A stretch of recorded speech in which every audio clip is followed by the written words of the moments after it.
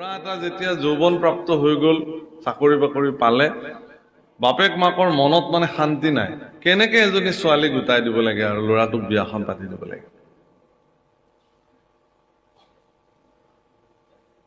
প্ৰভুসকল, সংসাৰৰ জুইবিলাকৰ ভিতৰত ধন হইলা 1 কুৰা, পুত্ৰ হইলা 2, ভাৰ্যা হইলা 3 কুৰা সংসাৰৰ জুই। এই জুই সংসাৰৰ তাপিত জুইৰ ভিতৰত এইবিলাককো ধৰা আছে।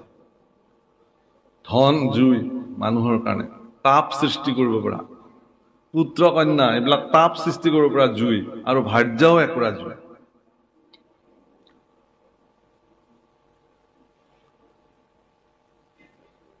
গোবিন্দ মিশ্ৰই সেইকাৰণে অৰ্জুনক কোৱাৰ চলেৰে গীতাৰ মাহাত্ম্যত খুব ধুনীয়া অনুবাদ কৰিছে। কি বুলি কৈছে? যে বানৰক যেন নৰ্তকে নচাৱে, স্বামীক নচাৱে ভাৰ্যা। হে অৰ্জুন, বান্দৰবিলাকক যেনেকে নচুৱাই খেল দেখুৱাবিলাকে, একো গৰাকী ভাৰ্যায়ো স্বামীক তেনেকে নচুৱাব পাৰে।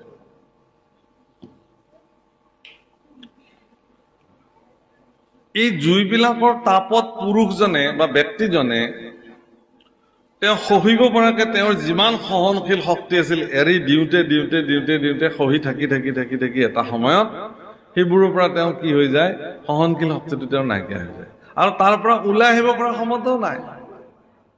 এইটোতো জাগতিক জগতৰ নিয়ম। সেইকাৰণে মহাপুৰুষ শংকৰদেৱ গুৰুজনে ভাগৱতৰ পদে পদে পদে পদে লিখিলে যে পুত্ৰ ভাৰ্যা ধন জন সাম্যকে মেঘৰ ছায়া, তাতেক নাতেক মায়া। কিয় কৈছে? যে নালাগে নহয় আপুনি সেইকাৰণে আপুনি সংসাৰ নকৰাকে থাকিব নেকি? সেইকাৰণে আপুনি ল'ৰা ছোৱালী যি জন্ম দিছে তাক পালন পোষণ নকৰাকে থাকিব নেকি? যিখিনি ধন উপাৰ্জন কৰিছে সেইখিনি আপুনি পেলাই দিব নেকি? নোৱাৰে। মানে কৈছে এইকাৰণে এই কথাখিনি আপোনাক সচেষ্ট কৰিছে যাতে এইখিনিৰ পৰা উৎপাদিত হোৱা তাপত আপুনি নিজৰ সঞ্চিত শক্তিক যাতে আপুনি তাত বিলীন নকৰে। যিমানখিনিলৈকে আপুনি সহিব পাৰে সিমানখিনিৰ ভিতৰতে আপোনাৰ শক্তিখিনি খৰচ কৰক। অৰ্থাৎ আমি ধন উপাৰ্জন কৰিবৰ কাৰণে যি ধৰণে 24 ঘণ্টা তন মন আমি বিলাকে খৰচ কৰিব পাৰো, ঈশ্বৰ সাধনাৰ কাৰণে আমি নকৰোঁ। পুত্ৰ কন্যাক সামৰ্থ্যৱান কৰি তুলিবৰ কাৰণে যিমানখিনি অহোপুৰুষাৰ্থ আমাৰ জীৱনত আমি কৰোঁ, ঈশ্বৰ সাধনাৰ কাৰণে, নাম সাধনাৰ কাৰণে সিমানখিনি অহোপুৰুষাৰ্থ আমাৰ জীৱনত আমি নকৰোঁ। ভাৰ্যাগৰাকীক সুখত ৰাখিবৰ কাৰণে যিমানখিনি অহোপুৰুষাৰ্থ এগৰাকী পুৰুষে কৰে, সিমানখিনি অহোপুৰুষাৰ্থ ঈশ্বৰ সাধনাৰ কাৰণে কোনো পুৰুষে নকৰে। যদি কৰে তেওঁতো মহাপুৰুষ হৈ যাব। এই কথা গোস্বামী তুলসীদাসৰ পত্নী ৰত্নাৱলীয়ে তেওঁক কৈছিলে। তুলসীদাসৰ নাম আজি আমি নললোহেঁতেন। আৰু তুলসীদাস এনেকুৱা এগৰাকী পণ্ডিত, প্ৰবৰ শাস্ত্ৰজ্ঞ বিদ্বান, যে যাৰ নাম সমগ্ৰ ভাৰতবৰ্ষত তেওঁৰ বিৰচিত কৰে ৰামচৰিত মানস। মানে তেওঁ বৰ্ণন কৰিছিল এইটো কথা যে আপুনি যদি দেখে যে জ্ঞানী ৰামতকেও জ্ঞানী কিন্তু ৰাৱণ আছিল, ধনী ব্যক্তি ৰামতকেও ধনী ব্যক্তি ৰাৱণ আছিল, শক্তিশালী আৰু সামৰ্থ্যৱান ৰামতকেও ৰাৱণ বেছি আছিল, কিন্তু তাৰ পিছতো ৰামৰ হাতত কিন্তু ৰাৱণ নিহত হৈছিল। ইয়াৰ কাৰণটো কি? যে ইমানবিলাক শক্তি ধন জন সামৰ্থ্যৰ দ্বাৰা সামৰ্থ্যৱান হোৱাৰ পিছতো ৰাৱণে কিন্তু কামনা আৰু অহংকাৰৰ পৰিণতিত নিজৰ তিল তিল স্খলনক তেওঁ ৰোধ কৰিব পৰা নাছিল। শক্তিবন্ত পুৰুষসকলে কেতিয়াও নিজৰ শক্তি আৰু সামৰ্থ্যৰ ওপৰত কেতিয়াও হেৰি নকৰে, মানে তাক স্খলন নকৰে। ৰামচন্দ্ৰইটো ইচ্ছা কৰিলে একেপাত সৰতে ৰাৱণক নিধন কৰিব পাৰিলেহেঁতেন, নাই কৰা। ৰাৱণক তিল তিলকে ভাবিবৰ কাৰণে সময় দিছে। তেওঁক দুৰ্গতিৰ কথা কোৱা হৈছিলে যে দুৰ্গতি কি তুমি চোৱা। সেই বাপসকল, সকলো শক্তি আৰু সামৰ্থ্যৰে সামৰ্থ্যৱান হোৱাৰ পিছতো যদি ঐশ্বৰিক শক্তি, আধ্যাত্মিক শক্তিৰে এজন ব্যক্তি সামৰ্থ্যৱান নহয়, তেতিয়াহ'লে তেওঁৰ জীৱনত প্ৰাপ্ত হোৱা সেই সামৰ্থ্যৰে তেওঁ কেতিয়াও সফল মনুষ্য জীৱন যাপন কৰিব নোৱাৰে। আমাৰ ল'ৰা ছোৱালীকো আমি এই কথা শিকাব লাগে যে তুমি যিমান বিদ্বানী হোৱা, তুমি যিমান ধনবান ব্যক্তি নোহোৱা কিয়, তুমি যিমান শক্তিশালী চিন্তাৰ ব্যক্তি নোহোৱা কিয়, তোমাৰ মনত যদি আধ্যাত্মিক চেতনাই ক্ৰীড়া নকৰে, তেতিয়াহ'লে তোমাৰ দ্বাৰা উপাৰ্জিত ধনে কল্যাণকাৰী কামত ব্যৱহাৰ হয় নে নহয় তাত সন্দেহ আছে। তোমাৰ শৰীৰত অৰ্জিত শক্তিয়ে ভাল কামত ব্যৱহাৰ হ'বনে নাই তাৰ কাৰণে আপোনালোকে এইকেইটা দিনতে খুব এটা ডাঙৰ বাতৰি এটা মানে হেৰি হৈ আছে ছ'চিয়েল মিডিয়াত, যে এজন IIT মুম্বাইৰ পৰা এৰস্পেচ ইঞ্জিনিয়াৰিং কৰা এজন ব্যক্তিয়ে কুম্ভ মেলাত আহিছে। তেওঁ কিন্তু আচলতে তেওঁ হাৰিয়ানাৰ আছিল ল'ৰা, কিন্তু তেওঁ সেই সময়ত মুম্বাই IITৰ এৰস্পেচ ইঞ্জিনিয়াৰিঙৰ তেওঁ ফাৰ্ষ্ট ক্লাছ ইঞ্জিনিয়াৰ, কিন্তু তেওঁ আজি ঈশ্বৰ সাধনাত নিজক বিলীন কৰিছে। উছামা বিন লাডেনো এগৰাকী ইঞ্জিনিয়াৰ আছিল, তেওঁৰ সাধনাখিনি ক'ত লগাইছিল সেয়াও আপোনালোকে জানে।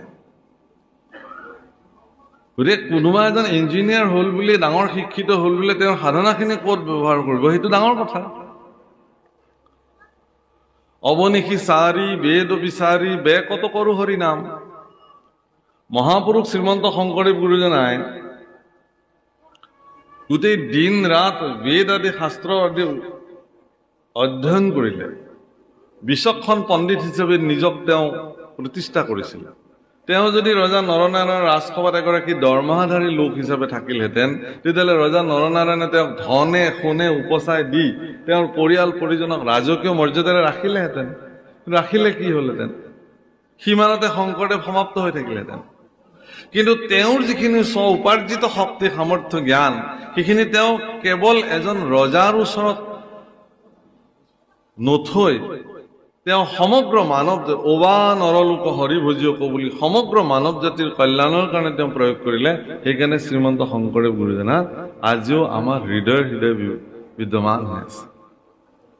মাধৱদেৱ গুৰুজনাই তেওঁৰ জীৱনৰ সকলো উপাৰ্জিত শক্তি সামৰ্থ্য তেওঁ গুৰু সেৱাত অৰ্পণ কৰিলে কাৰণে পৃথিৱীৰ এগৰাকী বিৰল গুৰু সেৱক হিচাপে মহাপুৰুষ মাধৱদেৱ আজিও জগতত পূজিত হৈ আছে। জোৰণৰ কন্যাও এৰি থৈ বিবাহ নকৰি চিৰ কৌমাৰ্য ব্ৰত ধাৰণ কৰি কেৱল গুৰুৰ চৰণ সেৱাত নিজক সমৰ্পিত কৰিলে। সেইকাৰণে মাধৱদেৱ পৃথিৱীৰ বিৰল গুৰু সেৱাৰ অধিকাৰী হিচাপে আজিও বিবেচিত। শ্ৰী শ্ৰী নাৰায়ণ দাস ঠাকুৰ এটা মহাপুৰুষৰ একান্ত সেৱক, ধন জন ঐশ্বৰ্য বিভূতিৰে তেওঁ শক্তিশালী আছিল, কিন্তু তেওঁৰ সকলো ধন জন শক্তি কেৱল ভকতৰ সেৱাৰ কাৰণে প্ৰয়োগ কৰিছিল নিস্বাৰ্থ মনেৰে, যাৰ কাৰণে শ্ৰী শ্ৰী নাৰায়ণ দাস ঠাকুৰ এটা আজিও পূজিত। সেইকাৰণে সেই প্ৰভুসকল ইয়াতো এই কথাটোকে কৈছে যে আপোনাৰ যি নাথাকক কিয়, আপোনাৰ সকাখিনি ঈশ্বৰৰ চৰণত সেৱাৰ কাৰণে সমৰ্পিত হয় নে নহয়। গতিকে তোমাৰ চৰণ ছত্ৰৰ সেৱা তাপ, সংসাৰৰ যি তাপ, মানে পাপৰ পৰা মুক্ত হ'বৰ কাৰণে, সেইকাৰণে ভাগৱতৰ আমি যি ভাগৱত সন্মুখত লৈ আছো, এই ভাগৱতৰ মংগলাচৰণ পদত মানে ভাগৱত মাহাত্ম্যৰ প্ৰথম মংগলাচৰণ পদত কি বুলি কৈছে? সচ্চিদানন্দ ৰূপায় বিশ্বৎপত্যাদি হেতুবে তাপত্ৰয় বিনাশায় শ্ৰীকৃষ্ণায় বয়মে। তাপত্ৰয় বিনাশায়, তিনি তাপক তুমি বিনাশ কৰা। এই তাপৰ পৰা মুক্ত কৰিব পাৰে। সেইকাৰণে কৈছে যে চৰণ ছত্ৰৰ ছায়া সেৱৈ যিটো, সিটো এৰাই ইটো তাপ। ভগৱানৰ চৰণ ছত্ৰৰ ছায়াৰ সেৱা যিজনে কৰিলে তেওঁ এই সংসাৰৰ তাপৰ পৰা নিজকে মুক্ত হ'ব পাৰে।